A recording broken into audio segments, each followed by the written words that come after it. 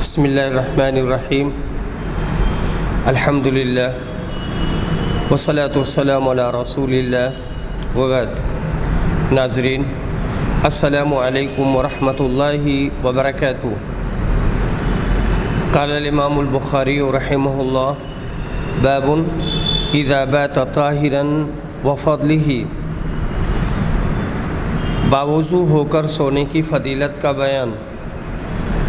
حدیث نمبر 6311۔ برا بن عازب روایت کہتے ہیں کہ رسول صلی اللہ علیہ وسلم نے فرمایا، جب تم سونے لگو تو نماز کے وضو کی طرح وضو کر کے پھر دائیں کروٹ لیٹ جاؤ اور یہ دعا پڑھو: اے اللہ، میں نے اپنے آپ کو تیری اطاعت میں دے دیا، اپنا سب کچھ تیرے سپرد کر دیا، اپنے معاملات تیرے حوالے کر دیے، خوف کی وجہ سے اور تیری رحمت و ثواب کی امید میں کوئی پناہ گاہ، کوئی مخلص تیرے سوا نہیں۔ میں تیری کتاب پر ایمان لایا جو تو نے نازل کی ہے، اور تیرے نبی پر جو تو نے بھیجا ہے۔ اس کے بعد اگر تم مر گئے تو فطرت پر مرو گے، یعنی دین اسلام پر۔ ان کلمات کو رات کی سب سے آخری بات بناؤ جنہیں تم اپنی زبان سے ادا کرتے ہو۔ حضرت برا بن عازب نے بیان کیا کہ میں نے عرض کیا: وَبِرَسُولِكَ الَّذِي أَرْسَلْتَ، کہنے میں کیا وجہ ہے؟ نبی صلی اللہ علیہ وسلم نے کہا، نہیں، وَبِنَبِيِّكَ الَّذِي أَرْسَلْتَ کہو۔ اور یہاں پر جو دعا ہے وہ بھی میں پڑھ کر کے آپ کو بتاتا ہوں: اذا اتیت مسجدک فتوضأ وضوءک للصلاۃ ثم اضطجع علی شقک الایمن۔ تو یہاں داہنے کروٹ پر لیٹنا ہے۔ داہنے کروٹ پر لیٹنے کے بعد میں یہ آگے والی یہ دعا پڑھنی ہے اللہم سے: اللہم اسلمت وجہی الیک وفوضت امری الیک والجأت ظہری الیک رہبۃ ورغبۃ الیک لا ملجأ ولا منجا منک الا الیک آمنت بکتابک الذی انزلت وبنبیک الذی ارسلت فإن مت علی الفطرہ واجعلہن آخر ما تقول۔ اس سے ثابت ہوا کہ اثر معصورہ ادعیہ و اذکار میں خود کمی و بیشی کرنا درست نہیں ہے، ان کو ہو بہو مطابق اصل ہی پڑھنا ضروری ہے، جس طرح سے رسول اکرم نے فرمایا ہے اور آپ سے مروی ہے، اسی طرح سے ان کو پڑھنا چاہیے۔ باب ما یقول اذا نام، سوتے وقت کیا دعا پڑھنی چاہیے۔ حدیث نمبر 6312۔ حذیفہ بن یمان روایت کرتے ہیں کہ نبی اکرم جب اپنے بستر پر لیٹتے تو یہ دعا پڑھتے: بسمک اموت و احیا، تیرے ہی نام کے ساتھ میں مرتا اور زندہ ہوتا ہوں۔ اور جب بیدار ہوتے تو کہتے: اسی اللہ کے لیے تمام تعریفیں ہیں جس نے ہمیں زندہ کیا اور اس کے بعد کہ اس نے موت طاری کر دی تھی اور اسی کی طرف پلٹنا ہے۔ حدیث نمبر 6313۔ برا بن عازب روایت کرتے ہیں کہ نبی صلی اللہ علیہ وسلم نے ایک صحابی کو حکم دیا، اور پھر یہی دوسری سند سے آ رہی ہے کہ نبی صلی اللہ علیہ وسلم نے ایک صحابی کو وصیت کی اور کہا: جب تم بستر پر جانے لگو تو یہ دعا پڑھو: اے اللہ، میں نے اپنی جان تیرے سپرد کی اور اپنا معاملہ تجھے سونپا، اور اپنے آپ کو تیری طرف متوجہ کیا اور تجھ پر بھروسہ کیا۔ تیری طرف رغبت ہے، تیرے خوف کی وجہ سے تجھ سے تیرے سوا کوئی جائے پناہ نہیں۔ میں تیری کتاب پر ایمان لایا جو تو نے نازل کی، اور تیرے نبی پر جنہیں تو نے بھیجا۔ پھر اگر وہ مرا تو فطرت اسلام پر مرے گا۔ یہ حدیث متفق علیہ ہے۔ حدیث باب وضع الیدی تحت الخد الیمنی، سوتے میں دایاں ہاتھ دائیں رخسار کے نیچے رکھنا۔ حدیث نمبر 6314، حذیفہ بن یمان روایت کرتے ہیں کہ نبی اکرم جب رات میں بستر پر لیٹتے تو اپنا ہاتھ اپنے رخسار کے نیچے رکھتے اور کہتے، اے اللہ تیرے نام کے ساتھ مرتا ہوں اور زندہ ہوتا ہوں۔ اور جب بیدار ہوتے تو کہتے، تمام تعریفیں اس اللہ کے لیے ہیں جس نے ہمیں زندہ کیا اس کے بعد کہ ہمیں موت دے دی تھی، یعنی سو چکے تھے۔ یہاں مرنے سے مراد سونا ہے، اور تیری ہی طرف جانا ہے۔ حضرت حذیفہ بن یمان رسول اللہ صلی اللہ علیہ وسلم کے خواص صحابہ میں سے ہیں۔ آپ کے رازدار اور امین تھے۔ شہادت حضرت عثمان کے 40 دن کے بعد 35 ہجری میں مدائن میں فوت ہوئے اور وہاں ان کا انتقال ہوا۔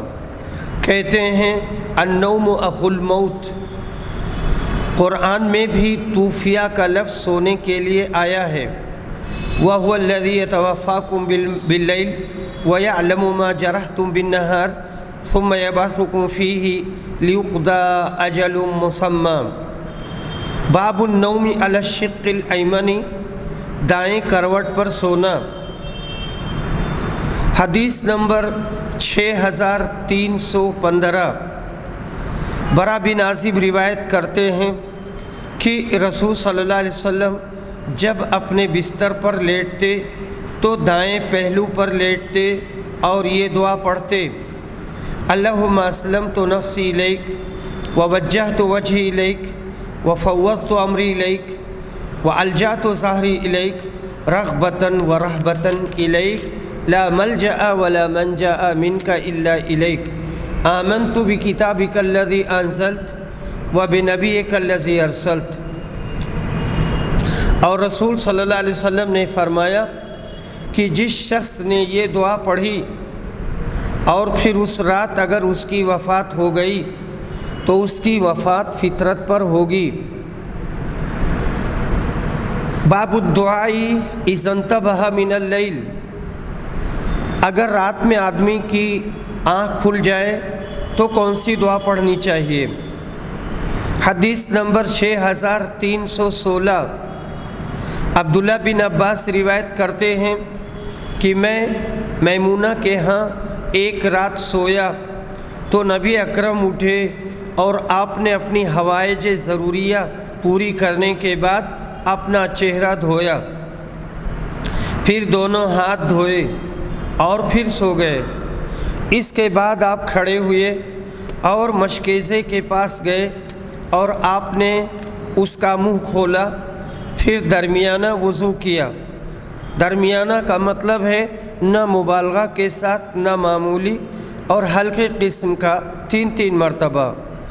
کم دھویا، 3 مرتبہ سے کم دھویا، یعنی ایک بار مرہ پر عمل کیا۔ البتہ پانی ہر جگہ پہنچا دیا۔ پھر آپ نے نماز پڑھی، میں بھی کھڑا ہوا اور آپ کے پیچھے ہی رہا، کیونکہ میں اسے پسند نہیں کرتا تھا کہ نبی صلی اللہ علیہ وسلم یہ سمجھیں کہ میں آپ کا انتظام کر رہا تھا۔ میں نے بھی وضو کر لیا تھا۔ آپ جب کھڑے ہو کر نماز پڑھنے لگے تو میں بھی آپ کے بائیں طرف کھڑا ہو گیا۔ آپ نے میرا کان پکڑ کر دائیں طرف کر دیا۔ میں نے نبی صلی اللہ علیہ وسلم کی اقتداء میں 13 رکعت نماز ادا کی۔ اس کے بعد سو گئے اور آپ کی سانس میں آواز پیدا ہونے لگی، یعنی خراٹے لینے لگے۔ حضرت صلی اللہ علیہ وسلم جب سوتے تھے تو آپ کی سانس میں آواز پیدا ہونے لگتی تھی۔ آپ کے بعد بلال نے آپ کو نماز کی اطلاع دی چنانچہ آپ نے نیا وضو کیے بغیر نماز پڑھی۔ آپ اپنی دعا میں یہ کہتے تھے، اے اللہ میرے دل میں نور پیدا کر، میری نظر میں نور پیدا کر، میرے بائیں طرف نور پیدا کر، میرے اوپر نور پیدا کر، میرے نیچے نور پیدا کر، میرے آگے نور پیدا کر، میرے پیچھے نور پیدا کر اور مجھے نور عطا فرما۔ قریب کہتے ہیں جو حدیث کے راوی ہیں کہ میرے پاس مزید 7 لفظ محفوظ ہیں۔ پھر میں نے رسول صلی اللہ علیہ وسلم کے ایک صاحبزادے سے ملاقات کی تو انہوں نے مجھ سے، پھر میں نے یہاں پر چوک ہو گئی ہے، یہاں پر نبی صلی اللہ علیہ وسلم نہیں بلکہ حضرت عباس ہیں۔ پھر میں نے عباس رضی اللہ عنہ کے ایک صاحبزادے سے ملاقات کی تو انہوں نے مجھ سے ان کے متعلق بیان کیا کہ میرے پٹھے، میرا گوشت، میرا خون، میرے بال اور میرا چمڑا ان سب میں نور بھر دے، اور 2 چیزوں کا اور بھی ذکر کیا۔ یہ حدیث متفق علیہ ہے۔ یہی دعا ہے جو سنت فجر کے بعد مسجد کو جاتے ہوئے راستہ میں پڑھی جائے۔ یہ دعا بڑی ہی بابرکت ہے۔ اللہ پاک تمام مسلمانوں کو اس پر عمل کرنے کی توفیق عطا فرمائے اور ہر ایک کے سینے میں روشنی عطا کرے اور روشنی عنایت کرے، آمین۔ حدیث نمبر 6317۔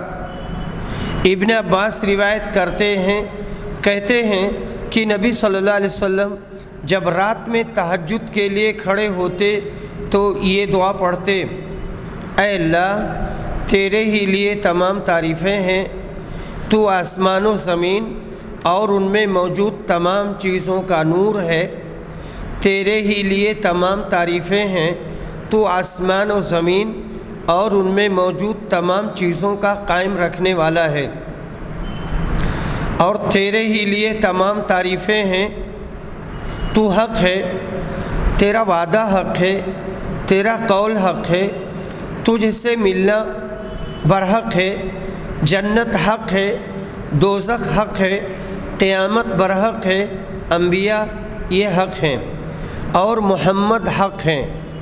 اے اللہ تیرے سپرد کیا، تجھ پر بھروسہ کیا، تجھ پر ایمان لایا، تیری طرف رجوع کیا، دشمنوں کا معاملہ تیرے سپرد کیا، فیصلہ تیرے سپرد کیا،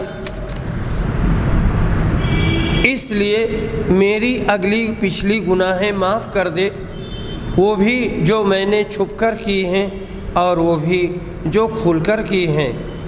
تو ہی سب سے پہلے ہے اور تو ہی سب سے بعد میں ہے، صرف تو ہی معبود ہے اور تیرے سوا کوئی معبود نہیں۔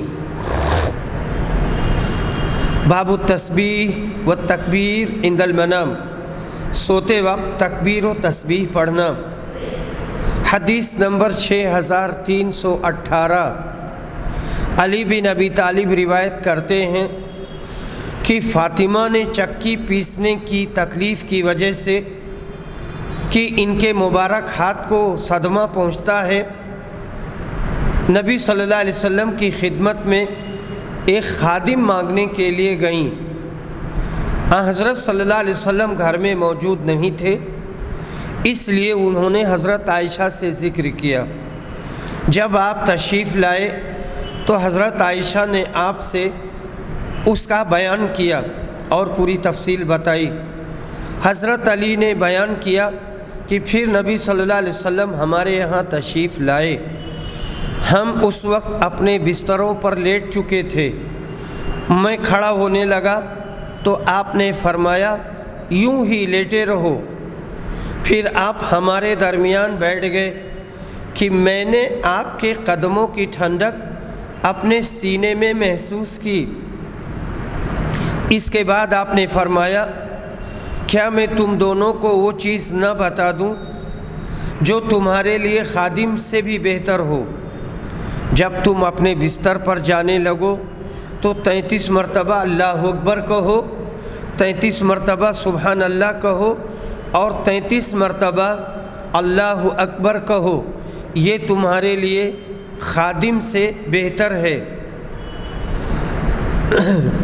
اور شعبہ سے روایت ہے کہ ان سے خالد نے، ان سے ابن سیرین نے کہ سبحان اللہ 34 مرتبہ کہو۔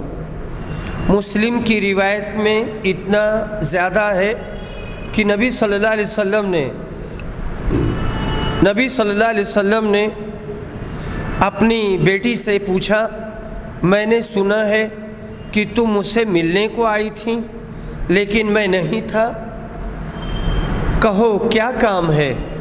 انہوں نے عرض کیا، ابا جان میں نے سنا ہے کہ آپ کے پاس لونڈی و غلام آئے ہیں، ایک غلام یا لونڈی ہم کو بھی دے دیجئے، کیونکہ آٹا پیسنے یا پانی لانے سے مجھ کو سخت مشقت اور تکلیف اٹھانی پڑتی ہے۔ اس وقت آپ نے یہ وظیفہ بتلایا۔ دوسری روایت میں یوں ہے کہ آپ نے فرمایا، صفہ والے لوگ بھوکے ہیں، ان غلاموں کو بیچ کر ان کے کھلانے کا انتظام کروں گا۔ اور آپ نے جو یہ دعا بتائی تھی تو 33 مرتبہ سبحان اللہ، 33 مرتبہ الحمدللہ، 34 مرتبہ اللہ اکبر بھی ہے۔ ایک میں 33 مرتبہ اللہ اکبر یا ایک ہی 34 مرتبہ اللہ اکبر ہے۔ باب التعوذ والقراءۃ عند النوم، سوتے وقت شیطان سے پناہ مانگنا اور تلاوت قرآن کرنا۔ حدیث نمبر 6319، عائشہ رضی اللہ عنہا روایت کرتی ہیں کہ جب رسول صلی اللہ علیہ وسلم لیٹتے تو اپنے ہاتھ پر پھونکتے اور معوذات پڑھتے اور دونوں ہاتھ اپنے جسم پر پھیرتے۔ بابن، حدیث نمبر 6320، ابو ہریرہ رضی اللہ عنہ روایت کرتے ہیں کہ نبی صلی اللہ علیہ وسلم نے فرمایا، جب تم میں سے کوئی شخص بستر پر لیٹے تو پہلے اپنا بستر اپنے ازار کے کنارے سے جھاڑ لے، کیونکہ وہ نہیں جانتا کہ اس کی بے خبری میں کیا چیز اس پر آ گئی ہے۔ پھر یہ دعا پڑھے، میرے پالنے والے، تیرے نام سے میں نے اپنا پہلو رکھا ہے اور تیرے ہی نام سے اٹھاؤں گا۔ اگر تو نے میری جان کو روک لیا تو اس پر رحم کرنا، اگر چھوڑ دیا، زندگی باقی رکھی تو اس کی اس طرح حفاظت کرنا جس طرح تو صالحین کی حفاظت کرتا ہے۔ متفق علیہ۔ باب الدعاء نصف اللیل، آدھی رات کے بعد صبح صادق سے پہلے دعا کرنے کی فضیلت کا بیان۔ یہ بڑی فضیلت کا وقت ہے اور بندہ مومن کی دعا جو خالص نیت سے اس وقت کی جائے وہ ضرور قبول ہوتی ہے، اور تمام صلحاء اور اولیاء اللہ نے اس وقت کو دعا اور مناجات کے لیے اختیار کیا ہے، اور ہر ایک ولی نے کچھ نہ کچھ قیام شب ضرور کیا ہے، اور نبی کریم صلی اللہ علیہ وسلم نے تو اس پر ساری عمر مواظبت کی ہے۔ جملہ اہل حدیث کو لازم ہے کہ اس وقت ضرور قیام کریں، تو تھوڑی بہت جو بھی ہو سکے عبادت بجا لیں، اس کا استغفار بھی بڑی تاثیر رکھتا ہے۔ یہ قبولیت عام خاص ہر وقت ہوتی ہے۔ حدیث نمبر 6321، ابو ہریرہ روایت کرتے ہیں کہ رسول صلی اللہ علیہ وسلم نے فرمایا، اس وقت ہمارا رب تبارک و تعالی ہر رات آسمان دنیا کی طرف نزول فرماتا ہے، اس وقت جب رات کا آخری تہائی حصہ باقی رہ جاتا ہے تو فرماتا ہے، کون ہے جو مجھ سے دعا کرتا ہے کہ میں اس کی دعا قبول کروں؟ کون ہے جو مجھ سے مانگتا ہے کہ میں اسے دوں؟ کون ہے جو مجھ سے بخشش طلب کرتا ہے کہ میں اس کی بخشش کروں؟ حدیث باب میں اللہ رب العالمین کے آخر تہائی حصہ میں آسمان دنیا پر نزول کا ذکر ہے، یعنی خود پروردگار اپنی ذات سے نزول فرماتا ہے، جیسا کہ دوسری روایات میں خود ذات کی صراحت موجود ہے۔ اب بعض لوگوں کی یہ تعویل کہ اس کی رحمت اترتی ہے یا فرشتے اترتے ہیں، یہ محض تعویل فاسد ہے، اور شیخ الاسلام ابن تیمیہ رحمہ اللہ اور ان کے شاگرد علامہ ابن قیم نے اس عقیدہ پر بہت تفصیل سے لکھا ہے۔ علامہ ابن تیمیہ کی مستقل کتاب النزول ہے، اس میں آپ نے مخالفین کے تمام اعتراضات اور شبہات کا جواب مفصل دیا ہے۔ خلاصہ یہ ہے کہ نزول بھی پروردگار کی ایک صفت ہے جس کو ہم اور صفات کی طرح اپنے ظاہری معنی پر محمول کرتے ہیں، لیکن اس کی کیفیت ہم نہیں جانتے، اور یہ نزول اس کا مخلوقات کی طرح نہیں ہے، اور یہ امر اس کے لیے قطعاً محال نہیں ہے کہ وہ بیک وقت عرش پر بھی ہو اور آسمان دنیا پر نزول بھی فرمائے۔ ان اللہ علی کل شیء قدیر۔ ایسے استحالات پیش کرنے والوں کی نگاہیں کمزور ہیں۔ ترجمہ باب نصف لیل کا ذکر تھا، اور حدیث میں آخری ثلث لیل مذکور ہے، یعنی ایک تہائی رات۔ جو اس کا جواب حافظ صاحب نے یوں دیا ہے کہ امام بخاری نے اپنی عادت کے موافق حدیث کے دوسرے طریق کی طرف اشارہ کیا ہے، جس کو دارقطنی نے نکالا۔ اس میں ثلث لیل مذکور ہے، ایک تہائی رات، اور ابن بطال نے کہا امام بخاری نے قرآن کی آیت کو لیا جس میں نصفہ کا لفظ ہے، یعنی قم اللیل الا قلیلا، نصف، اور اس کی مطابعت سے باب میں نصفہ کا لفظ ذکر کیا۔ باب الدعاء عند الخلاء، بیت الخلاء جانے کے لیے کون سی دعا پڑھنی چاہیے؟ حدیث نمبر 6322، انس بن مالک روایت کرتے ہیں کہ نبی صلی اللہ علیہ وسلم جب بیت الخلاء جاتے تو یہ دعا پڑھتے تھے، اللہم انی اعوذ بک من الخبث والخبائث، اے اللہ میں خبیث جنوں اور جنیوں کی برائی سے تیری پناہ چاہتا ہوں، تیری پناہ مانگتا ہوں۔ مطلب یہ ہے کہ بیت الخلاء کے اندر داخل ہونے سے پہلے یہ دعا پڑھ لی جائے۔ بیت الخلاء کے اندر ذکر الہی جائز نہیں ہے۔ خبث اور خبائث کے الفاظ ہر گندے خیال اور گندی حرکتوں اور گندے جنون، بھوتوں، بھوتنیوں کو شامل ہیں۔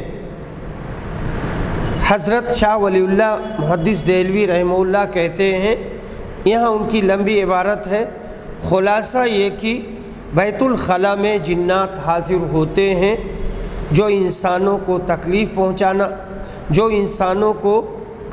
پہنچاتے ہیں، اس لیے ان دعاؤں کا پڑھنا مستحب ہے۔ باب ما یقول اذا اصبح، صبح کے وقت آدمی کون سی دعا پڑھے؟ حدیث نمبر 6323، شداد بن اوس روایت کرتے ہیں کہ نبی اکرم نے فرمایا سب سے عمدہ استغفار یہ ہے، اے اللہ تو میرا پالنے والا ہے، تیرے سوا کوئی معبود نہیں، تو نے مجھے پیدا کیا اور میں تیرا بندہ ہوں، اور میں تیرے عہد پر قائم ہوں اور تیرے وعدے پر جہاں تک مجھ سے ممکن ہے تیری نعمت کا طالب ہو کر تیری پناہ میں آتا ہوں، اور اپنے گناہوں سے تیری پناہ چاہتا ہوں، پس تو میری مغفرت فرما کیونکہ تیرے سوا گناہ اور کوئی نہیں معاف کرتا۔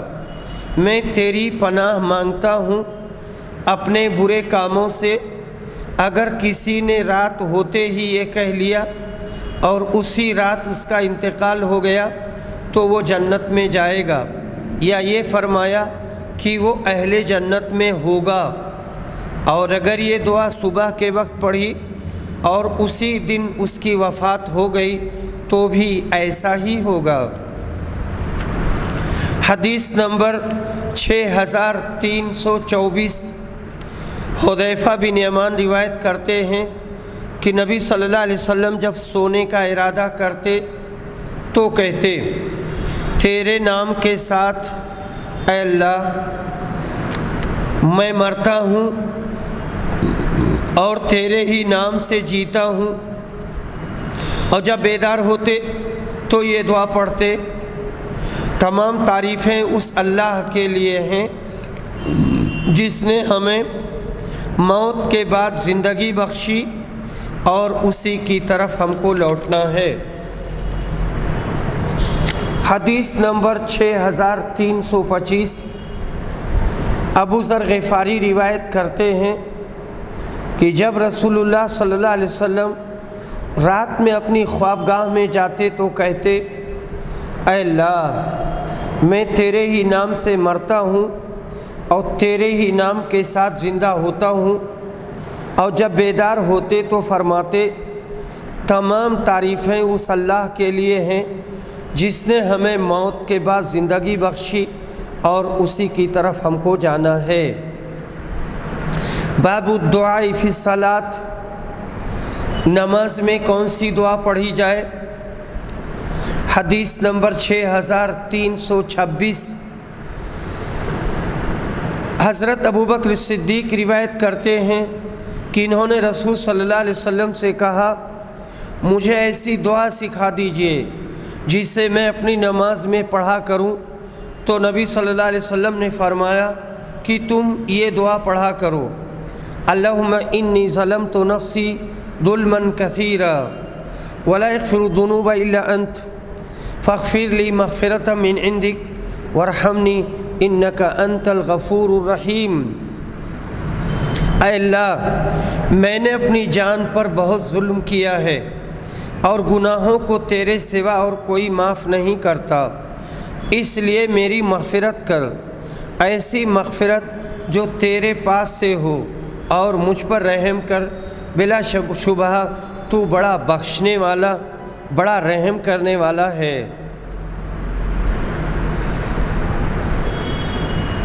حدیث نمبر 6327، عائشہ رضی اللہ عنہا روایت کرتی ہیں کہ وَلَا تَجْهَرْ بِصَلَاتِكَ وَلَا تُخَافِتْ بِهَا دعا کے بارے میں نازل ہوئی ہے کہ نہ بہت زور زور سے اور نہ بالکل آہستہ آہستہ سے، بلکہ درمیانہ راستہ اپناؤ اور درمیانہ راستہ اختیار کرو۔ لفظ آمین بھی دعا ہے، اسے سورہ فاتحہ کے ختم پر جہری نمازوں میں بلند آواز سے کہنا سنت نبوی ہے، جس پر تینوں اماموں کا عمل ہے، یعنی امام مالک، امام شافعی اور امام احمد بن حنبل، مگر حنفیہ اس سے محروم ہیں۔ وَلَا تُخَافِتْ بِهَا پر ان کو غور کر کے درمیانہ راستہ اختیار کرنا چاہیے۔ حدیث نمبر 6328، عبداللہ بن مسعود روایت کرتے ہیں کہ ہم نماز میں یہ کہا کرتے تھے کہ اللہ پر سلام ہو، فلاں پر سلام ہو۔ پھر آپ نے ہم سے ایک دن کہا، اللہ خود سلام ہے، اس لیے جب تم نماز میں بیٹھو تو یہ پڑھا کرو، التحیات للہ صالحین تک، اس لیے کہ جب تم یہ کہو گے تو آسمان و زمین میں موجود اللہ تبارک و تعالی کے ہر صالح بندے کو پہنچ جائے گا۔ اشہدو ان لا الہ الا اللہ واشهد ان محمدا عبدہ و رسولہ، اس کے بعد ثنا میں اختیار کرے، جو دعا چاہو پڑھو۔ اس کے بعد ثنا میں آدمی کو اختیار ہے، جو چاہے اس کو پڑھے۔ متفق علیہ۔ باب الدعاء بعد الصلاۃ، نماز کے بعد دعا کرنے کا بیان۔ حافظ ابن حجر کہتے ہیں کہ یہ باب لا کر امام بخاری نے اس کا رد کیا ہے جو کہتا ہے کہ نماز کے بعد دعا کرنا مشروع نہیں ہے، اور دلیل دیتے ہیں مسلم کی حدیث سے کہ نبی صلی اللہ علیہ وسلم نماز کی اس جگہ نہ ٹھہرتے مگر اتنا کہ اللہم انت السلام ومنک السلام تبارک یا ذا الجلال والاکرام کہنے کے موافق، یعنی یہ کہہ کر اٹھ جاتے۔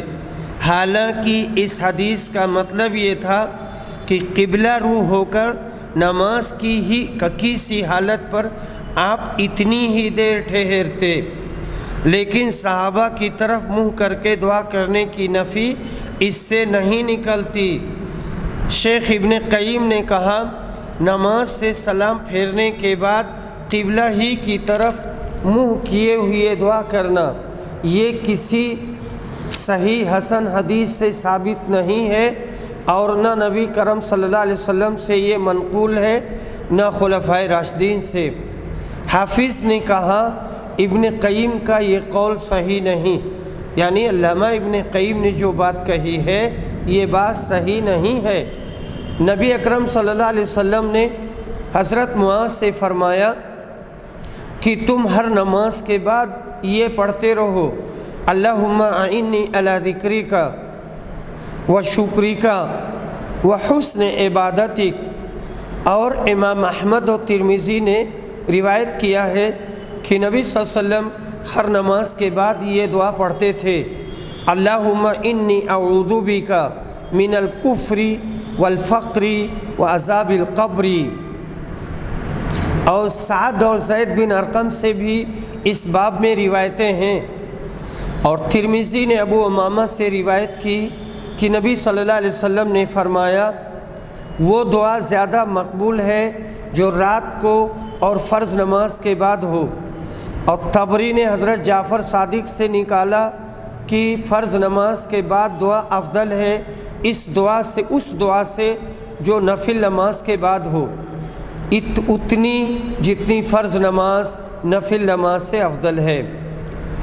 میں کہتا ہوں یعنی مولانا وحید الزماں صاحب کہ ابن قیم کا کلام صحیح ہے اور حافظ صاحب کا اعتراض ساقط ہے، اس وجہ سے کہ ان احادیث سے فرض نماز کے بعد دعا کرنے کا جواز نکلتا ہے، اور وہ ممکن ہے کہ تشہد کے بعد ہو یا قبلہ کی طرف منہ پھیر کر دوسری طرف منہ کرے۔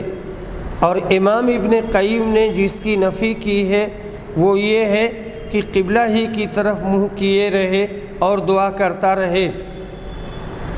جیسے ہمارے زمانے کے لوگوں نے عموماً یہ عادت کر لی ہے کہ ہر فرض نماز کے بعد نماز ہی کی طرح بیٹھے بیٹھے اور قبلہ رخ کیے لمبی لمبی دعائیں کرتے رہتے ہیں، اور اس کی اصل حدیث مبارکہ سے بالکل نہیں ہے۔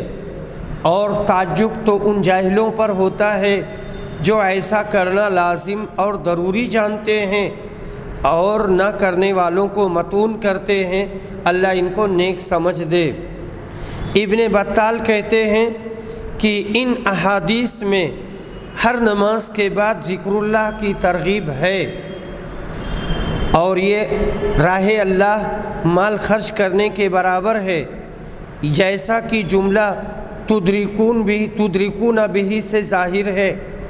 اور امام اوزاعی سے پوچھا گیا کہ نماز کے بعد ذکر و اذکار بہتر ہے یا تلاوت قرآن شریف؟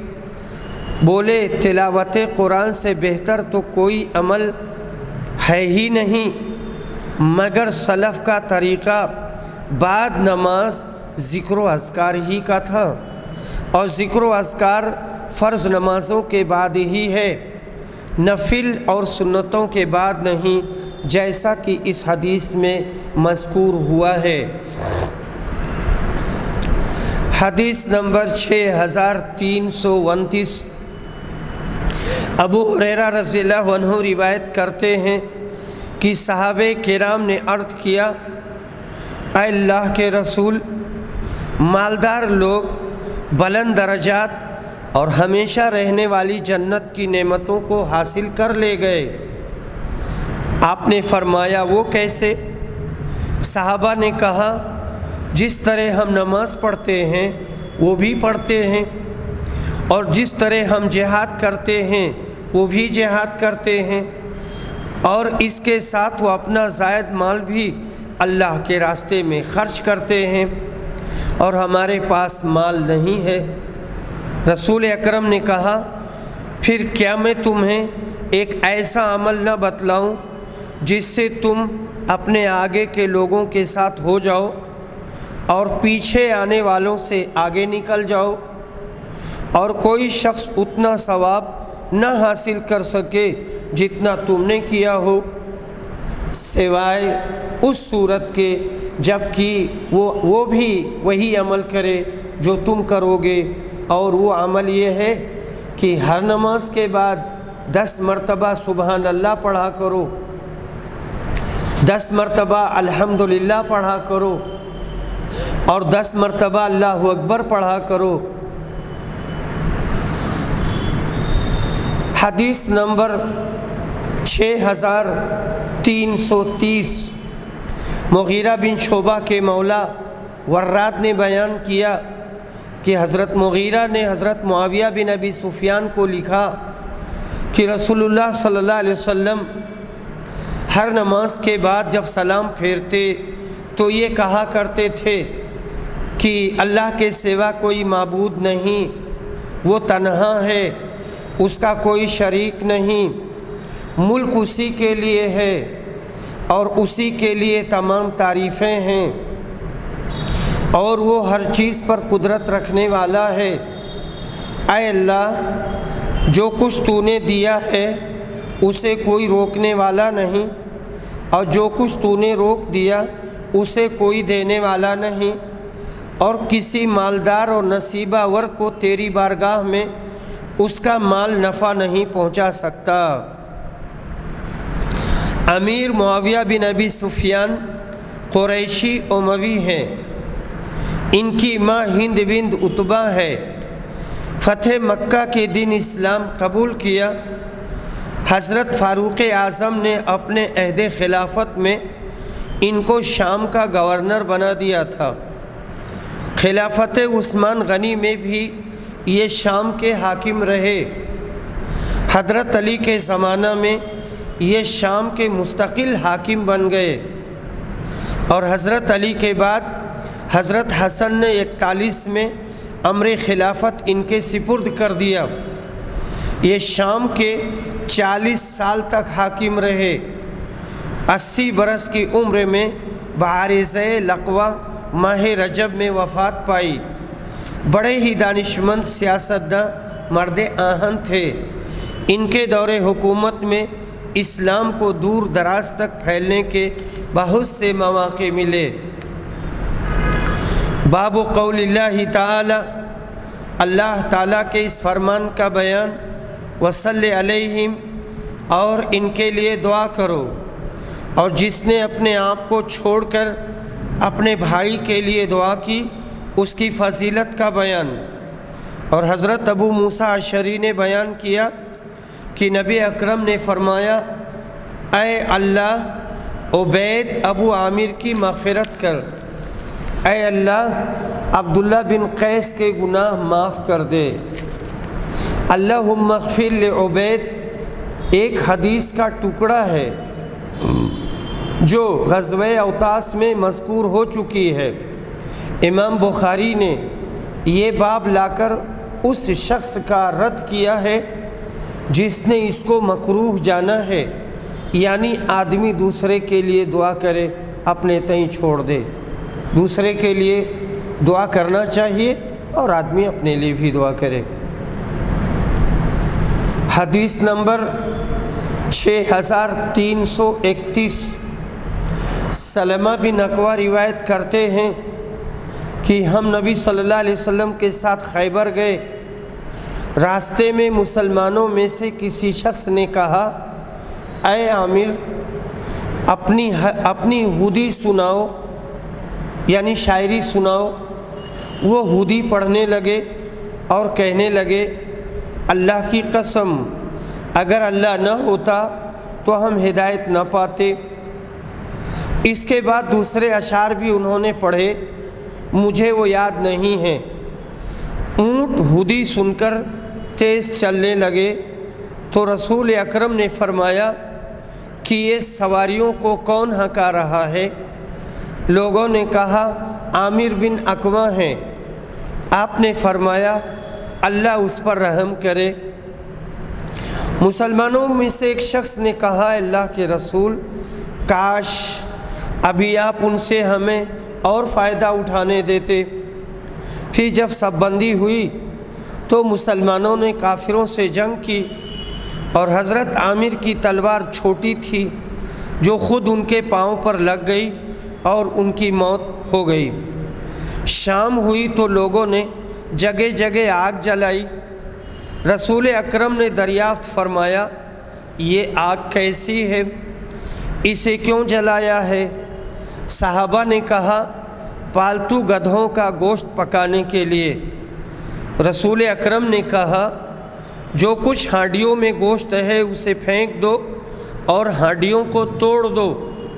ایک صحابی نے کہا، اے اللہ کے رسول، اجازت ہو تو ایسا کیوں نہ کر لیں کہ ہانڈیوں میں جو کچھ ہے اسے پھینک دیں اور ہانڈیوں کو دھو لیں۔ آپ نے کہا، اچھا یوں ہی کر لو۔ حضرت عامر بن اکوع کے لیے نبی صلی اللہ علیہ وسلم نے لفظ یرحمہ اللہ کہہ کر دعا فرمائی ہے، یہی باب سے مطابقت ہے۔ حضرت عمر اس دعا سے سمجھ گئے کہ عامر بن اکوع کی شہادت یقینی ہے، اسی لیے انہوں نے لفظ مذکورہ زبان سے نکالے۔